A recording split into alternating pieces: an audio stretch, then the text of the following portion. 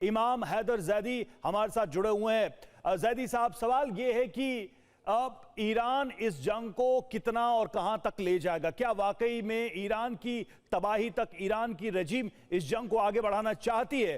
क्योंकि ट्रंप तो कह चुके हैं कि हम इस जंग को जारी रखेंगे, 2 से 3 हफ्तों में और बड़े हमले करेंगे, और हम तब तक हमले करेंगे जब तक कि इसको पाषाण युग में यानी स्टोन एज में नहीं पहुंचा देते। देखिए, सबका बहरहाल इत्मीनान का शुक्रिया है। पहली बात यह कि ट्रंप जैसा झूठा और पागल आदमी शायद हिस्ट्री में कभी लिखा जाए।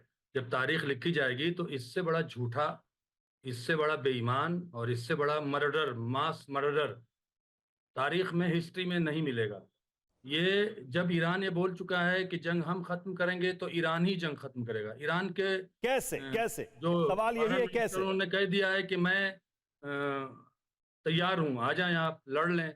और अब तक ईरान की जो पॉलिसी रही है पूरी दुनिया में, आप देखें कि हारा कौन है, यूटर्न कौन ले रहा है। ईरान ने एक बार कहा है कि हम जंग खत्म नहीं करेंगे तो जंग खत्म नहीं कर रहा है। उसने एक बार भी ऐलान नहीं किया कि हम जंग खत्म करेंगे।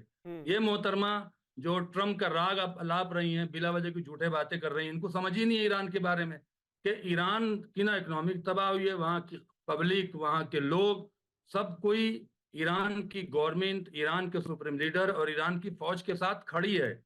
अभी सिर्फ ट्रंप ने कहा था कि हम अपने बहुत से जो फौजी भेजेंगे लड़ने के लिए। ईरान का 14 साल का बच्चा भी फौज में शामिल होने के लिए तैयार खड़ा है। तो इस कौम को, इस मुल्क को ट्रंप जैसे आपको लोग ये लग रहा है, पूर्णिमा जी जिस बात का जिक्र कर रही हैं, डोनाल्ड ट्रंप जिस बात का जिक्र कर रहे हैं कि भाई ताकत को कम कर दिया गया, ताकत को कम कर दिया गया, ईरान की नेवी को खत्म कर दिया, ईरान की एयरफोर्स को खत्म कर दिया, हमने इस लायक आपको नहीं छोड़ा कि परमाणु हथियार आप बना सके। ये तमाम तो इसमें दम नजर नहीं आता। तो हुर्मुज पर वो कब्जा कर लेते। हाँ। नेवी खत्म होती तो वो हुर्मुज पे कब्जा कर लेते, नेवी खत्म होती तो वो सारे पोर्ट को कब्जा कर लेते अमेरिकन। लेकिन अभी तो कुछ भी नहीं, हुर्मुज में तो आने की उनकी हिम्मत नहीं पड़ रही है। जो उनका सबसे बड़ा जहाज था वो 1000 किलोमीटर दूर खड़ा हुआ है। तो ठीक है, बिल्कुल ये सारे दावे भी हैं, इस पर भी हम समझेंगे कि वाकई में ये स्थिति बहुत लंबी चलेगी क्या, हॉर्मुज को लेकर भी, और अमेरिका जो कह रहा है उसको लेकर भी। ईरान में क्या अभी भी एक लंबी लड़ाई लड़ने की ताकत बची है, या फिर ये जो कह रहे हैं कि 2 से 3 हफ्ते इतना ही समय है, उसमें कुछ सच्चाई है? और देखिए, ईरान में सत्ता परिवर्तन पर ट्रंप का दावा सामने आया है। युद्ध में ईरान को बहुत भारी नुकसान, ईरान के सारे बड़े नेता मारे गए, ये ट्रंप ने कहा। ईरान की सत्ता बदल चुकी है।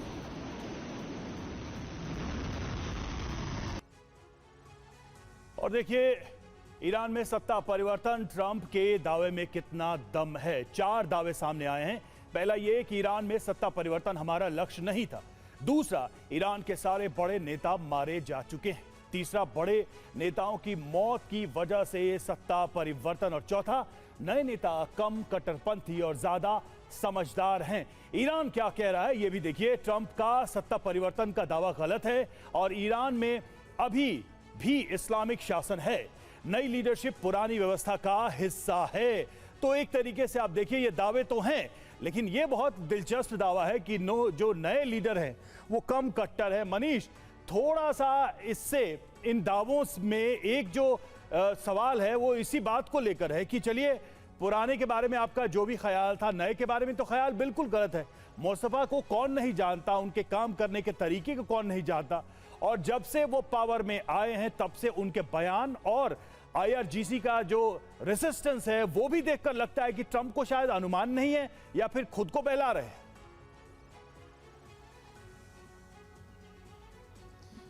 बिल्कुल रवि, तो सबसे बड़ी बात तो मुझे यही लगती है कि शायद राष्ट्रपति ट्रंप मुश्तबा खमनेई की जगह किसी और लीडर की तरफ इशारा कर रहे हैं। क्योंकि आप देखिए कि मुश्तबा खमनेई को लेकर जब भी उनसे पूछा गया है तो वो या तो चुप्पी साध लेते हैं या वो कहते हैं कि उनका खुद पता भी नहीं है। और सही भी बात है कि ईरान के सुप्रीम लीडर आयतुल्लाह खमनेई के मारे जाने के बाद से 28 फरवरी से आज तक किसी ने मुश्तबा खमनेई को नहीं देखा है। सार्वजनिक तौर पर तो किसी ने नहीं देखा है, और ऐसा भी नहीं हुआ है कि कहीं किसी बंकर में ही किसी बड़े नेता के साथ उनकी मुलाकात की कोई फ़ोटो आई हो, कोई वीडियो आया हो। तो उनके हालात को लेकर अभी कुछ कहना मुश्किल है। और दूसरी बात है कि लगातार प्रेसिडेंट ट्रंप जो है ये जताते भी रहे कि वो कुछ नए लोगों से बात कर रहे हैं। तो हो सकता है कि वो कि उनका इशारा किसी और की तरफ है। लेकिन फिर वही बात है कि प्रेसिडेंट ट्रंप शायद पोकर खेल रहे हैं, जिसमें वो बहुत ज़्यादा ब्लफ दे रहे हैं। वो किसके बारे में कहना चाहते हैं, वो कन्फ्यूजन क्रिएट करना चाहते हैं। एक बार उन्होंने संकेत दिया था कि ईरान के जो संसद के स्पीकर हैं गालिबाफ साहब, उनसे वो बात कर रहे हैं, कभी वो किसी और का नाम लेते हैं। तो ये सब हालात है। देखिए, ये बात सही है कि अमेरिका के 100% लक्ष्य पूरे नहीं हुए हैं, लेकिन ऐसा भी नहीं है कि पिछले 1 महीने के जंग में ईरान को कुछ नहीं बिगड़ा है। बिल्कुल बिगड़ा है। 16,000 से अधिक बम गिरे हैं, 5-5 हज़ार पाउंड के कई बम गिराए गए हैं। ईरान की क्या हालत है ये ईरान में लोगों को पता है। हाँ, ये अलग बात है कि आप इजराइल से और अरब मुल्कों से खबरें आ जा रही है कि ये हुआ। ईरान से वैसी खबरें नहीं आ रही और लग रहा है कि सब कुछ ठीक है। बिल्कुल नहीं ठीक है। ईरान की न केवल सुप्रीम लीडर बल्कि ईरान की लीडरशिप के बड़े लगभग काफ़ी लोग मारे गए। ठीक है, पूरा 100% एयरफोर्स और नेवी नहीं गया, लेकिन अगर 50% भी गया तो सोचिए, हज़ारों साल की सभ्यता वाला देश पिछले 1 महीने में इस स्थिति पर पहुंचा है जहां हम और आप ये बात कर रहे हैं कि कितने दिन तक ईरान टिक पाएगा। तो ये भी अपने आप में बड़ी बात है। ईरान को चने की झाड़ पे भी चढ़ाने की दुनिया भर में कोशिश की जा रही है कि तुम लड़ो। क्योंकि मैं आपको बताऊं, इजराइल में रहते हुए मैंने ये देखा है, गाजा में कहा जा रहा था हमास मुकाबला करेगा। आज क्या हुआ? आज गाजा पूरी तरह से इजराइल के कब्जे में है। उसी तरह से हिजबुल्लाह को लेकर कहा गया, हिजबुल्लाह इतनी पावरफुल शक्ति है। ठीक है, लड़ाई अभी हो रही है, लेकिन अभी भी लेबनान का एक बड़ा हिस्सा ज्यादा आपको इन दावों में दम नजर नहीं आ रहा है कि इतने दिनों की जंग में अमेरिका और इजराइल ईरान का कुछ बिगाड़ नहीं पाए हैं।